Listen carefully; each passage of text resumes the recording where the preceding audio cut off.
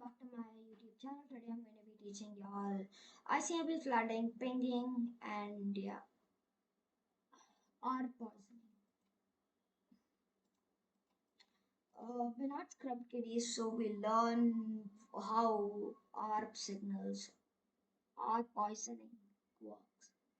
How R poisoning works is basically you're on a network, yeah, and when you're accessing the network, and if it's not a network in your neighborhood or something, like there are networks in network range, you don't need network to access that, right? Because it's in your neighborhood. And if you're trying to access, let's say 10.10.1 or something like that, and but then for that you need to use this thing called a network, I'm sorry, network gateway. It's default gateway. Default gateway is basically 192.168 dot whatever your network range is dot 1, because that is your default gateway, or how you um, access the web. Okay, so you need your default gateway to access your web. But then what our poisoning is doing is basically you are acting as the router with the one. You're acting as the router, and then basically what you are doing is whatever the ARP is basically a way to associate MAC addresses with IP addresses. So when there is an ARP signal on when you're accessing a server through ARP signals, what my router is doing is basically saying is intercepting the traffic. That's our poisoning. You intercept the traffic and collect the traffic through Wireshark and intercept it through AttaCap graphical. And yeah, basically it intercept the traffic and then find valuable information. But then how is this done? First of all, you have to do systemctl. You have to change your port forward to 1. Yeah, that's good. Now what you have to do is launch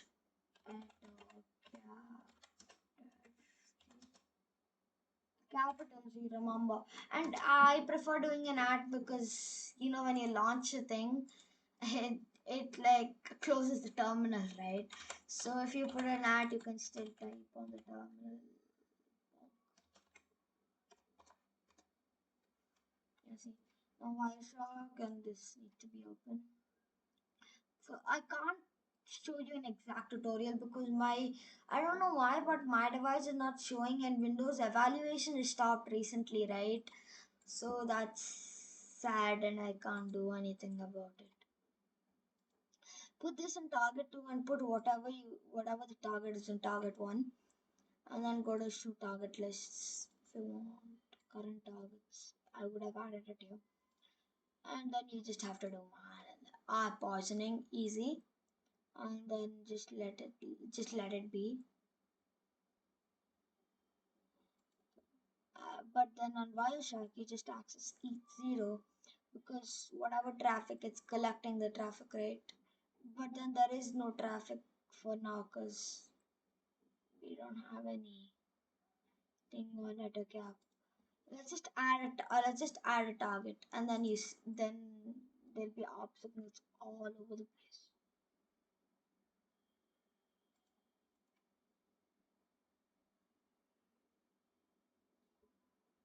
See, now there is ARP signals because I launched this thing. Yeah. If I added it, there would have been ARP signals all over the place. So that is, and then yeah, just wait. And basically, what this is doing is not actually like hacking HTTPS, because HTTPS is encrypted ARP signals, right?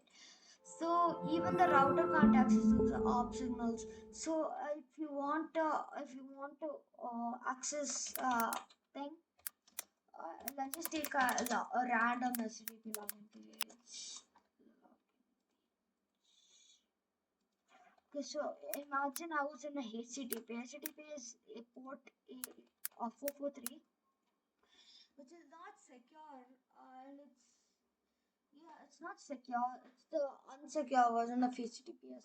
So if I went enter and then they would have actually got my credentials in Icmp, it would have been displayed. Okay, so what is pinging? Pinging is basically using hi to the server and the server replying back. Why the server replies back is when the server replies back is when the server's alive, and when the server's dead, the server doesn't reply. So people who make websites actually use pinging to check if the server's alive or if it's dead.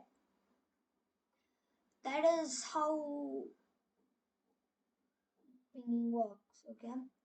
So what? And yeah, that's pinging. But then there is this thing called ICMP flooding. ICMP flooding is basically sending a lot of packets on known as pings, and the server can't reply in time, and the server is booted offline because of all the traffic. And yeah, what is ICMP flooding is similar to DOS. DOS is basically ICMP flooding. DOS is sending many packets from a computer, and remember, DOSing and then ICMP flooding can't boot 100% can't boot any like big companies offline because they have good security and they'll just probably block you.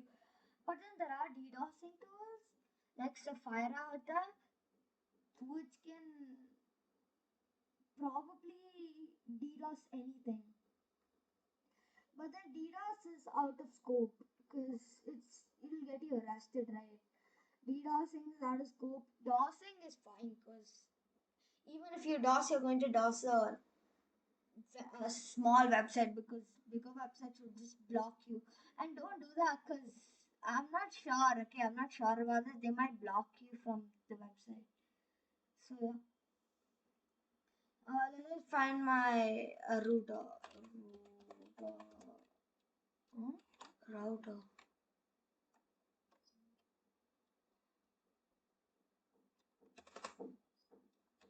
Oh my god. Yeah. Gateway can do only do. Yeah, see, this is my network range 19.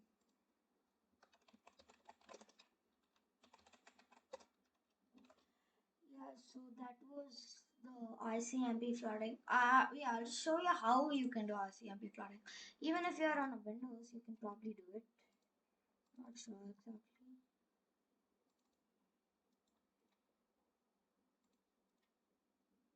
I need to run that. No, my bad, my bad.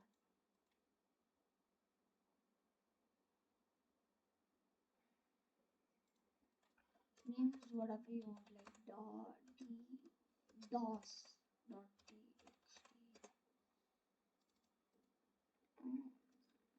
Just do art, and then for paint, whatever I do, I do 160.131.10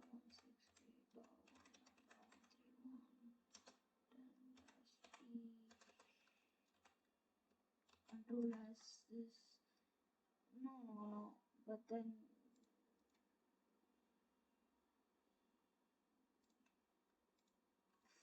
by mistake save as bad, too bad because it's then will be an executable. My bad, my bad.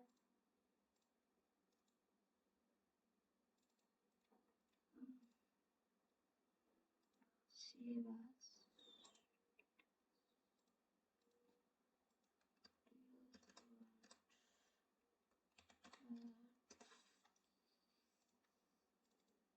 Yeah, one time is cool, but then if you just keep spamming, like open, it can cause a serious DDoS attack.